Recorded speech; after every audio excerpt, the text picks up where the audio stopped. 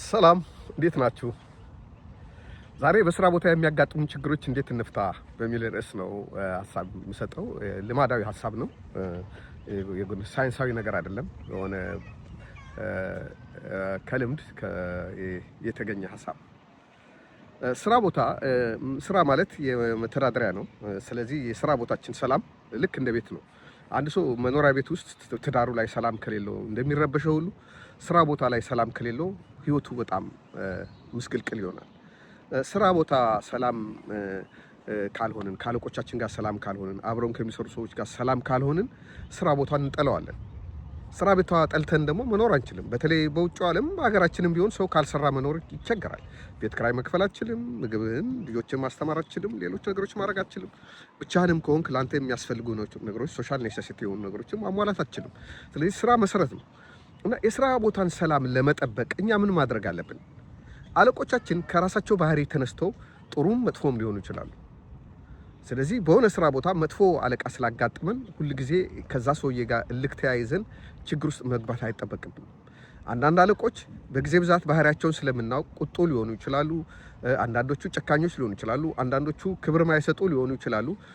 ሌላ ስራ እስከምናገኝ ድረስ ያን አመል ተላምዶ ለመኖር ራሳችንን ማዘጋጀት አለብን። ሰውየው ቁጡ መሆኑን ካወቅን የሚጮህ ከሆነ ወይ ደግሞ ክብራችንን የማይጠብቅልን ከሆነ ወይም የማይገባ ነገር የሚያዘን ከሆነ ከቤታችን ጀምሮ የሱ ሰውዬ አእምሮ እንደዛ እንደሆነ ራሳችንን አሳምነን መገኘት አለብን።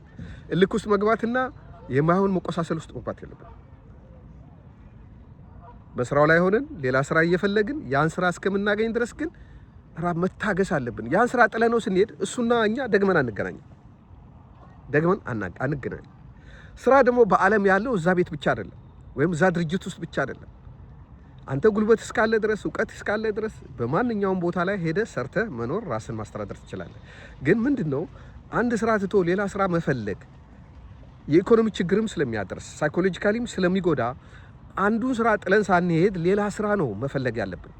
መጥፎ አለቃ ባጋጠመን ጊዜ፣ በስራችን ደስተኛ ባልሆንን ጊዜ ስሜታዊ ከሆንንና ለቁጣ ከመለስን፣ ለእልክ ከመለስን ሳንዘጋጅ ስራ እንለቃለን። ሳንዘጋጅ ስራ ከለቀቅን ቤት ኪራይ መክፈል ያቅተናል፣ ልጆቻችን ማስተማር ያቅተናል፣ ኑሯችንን መምራት ያቅተናል።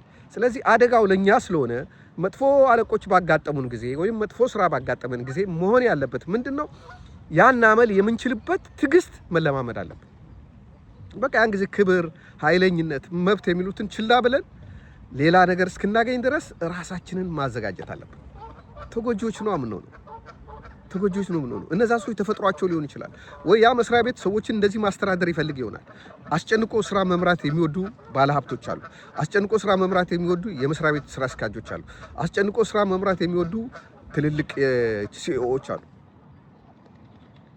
ስለዚህ እንደዛ አይነት ስራ ቦታ ከገባን የኛ ባህሪ ለዛ ነገር የማይመች ከሆነ ሌላ ስራ እስክናገኝ ድረስ ያን ባህሪ ተቻችሎ ለመቋቋም እርጋታና ጥንቃቄ፣ ትዕግስት ያስፈልገናል።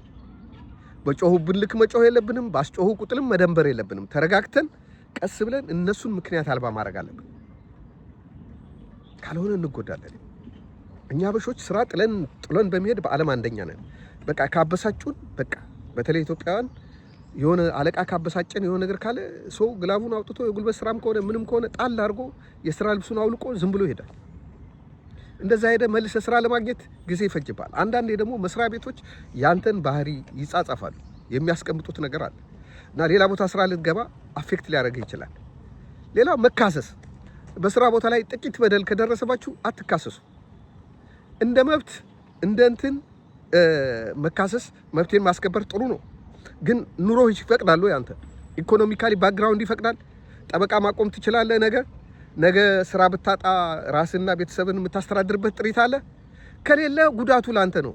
2 ቦታ 3 ቦታ ነው ፍትህ የምታጣው። ከዛ ሰው የሄደ ስራ ክርክር ትሄዳለህ። ስራ ክርክር ፍትህ ታጣለህ። ሁሉ ቦታ ታጣለህ። በኋላ እየተብሰለሰልክ ጤናህን ነው የምታጣው። የሆኑ ሰዎች በቃ ለዛ ስራ ምቹ ካልሆነና በማይገባ መንገድ ተባረር ያለሁም ምትል ከሆነ ሌላ ስራ ፈልግ። በቃ አትቆሳሰል። ምክንያቱም እቺ ምድር ለድሆች ምቹ አይደለችም። አሁን መብትን ለማስከበር እስከፈለክ መሄድ ትችላለህ። ግን የሚመጣብህን የኑሮ ጉስቁልና ትቀበላለህ። ስራ ማጣት፣ መቸገርን ትቀበላለህ። እና ከሰህ ምናምን ስትወጣ መስሪያ ቤቶች ደግሞ የሚያስቀምጡት ሊኖር ይችላል።